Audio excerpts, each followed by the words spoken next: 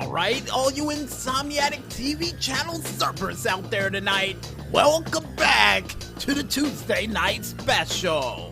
And according to what the maestro told me, we have 3 shows down and only 1 more to go that requires a Cinco de Mayo celebration, and that's Under the Radar.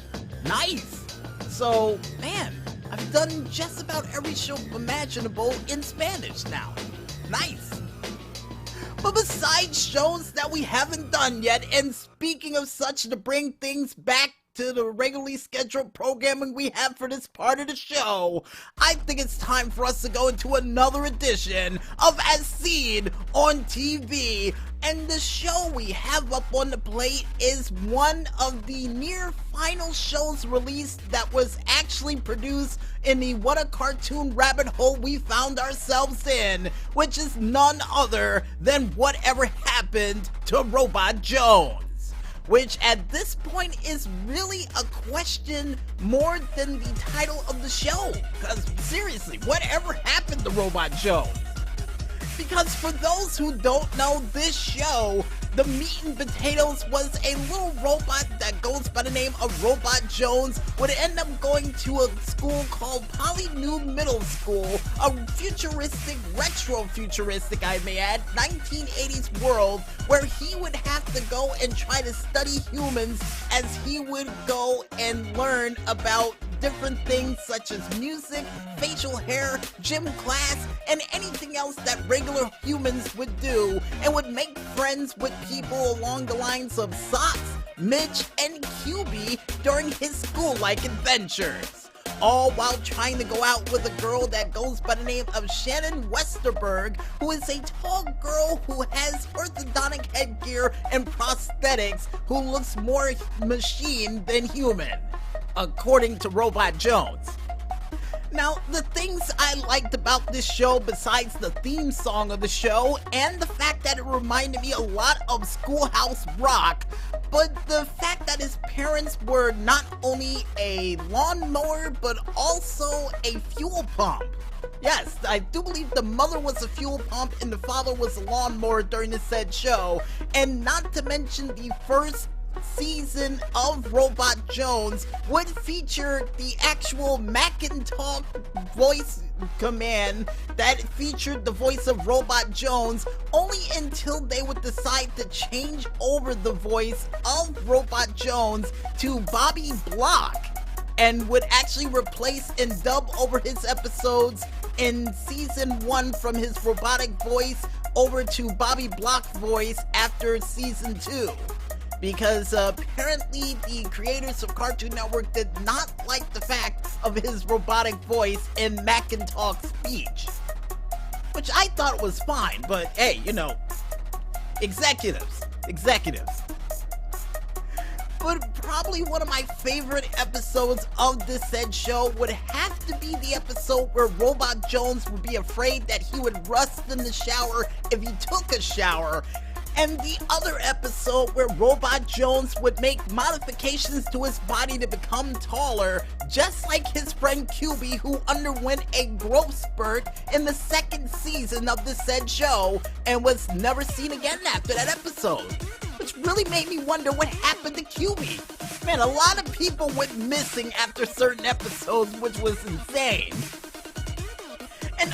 And thank you for reminding me, Maestro, the voice actors featured during this said show, besides the girl who played the voice of not only Vicky from The Fairly Odd Parents, Sam from Danny Phantom, even Mandy during the Grim Adventures of Billy and Mandy, actually played during this show Grade the Least during this said programming, and would even feature the person who played during the said movie Stuart Little, Miles David Jeffrey, who I do believe played the cat during that said show. Nice!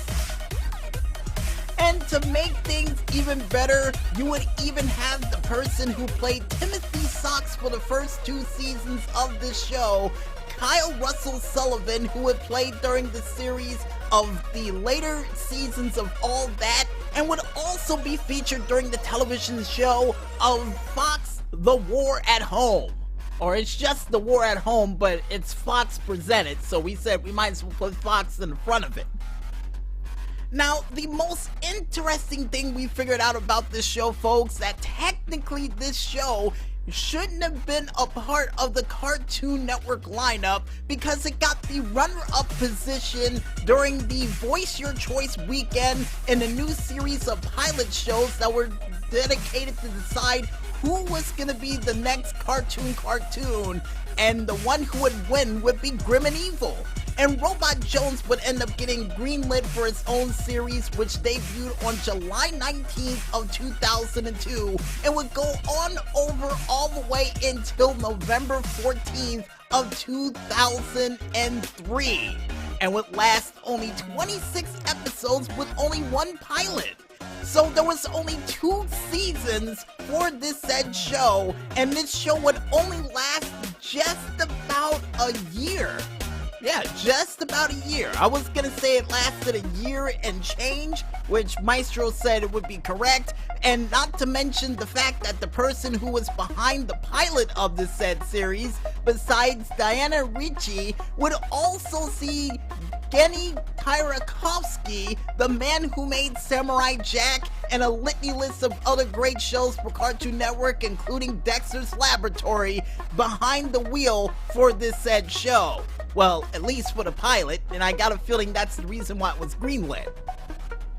And unfortunately, this show would be aired on Boomerang and would not even have a DVD set for it.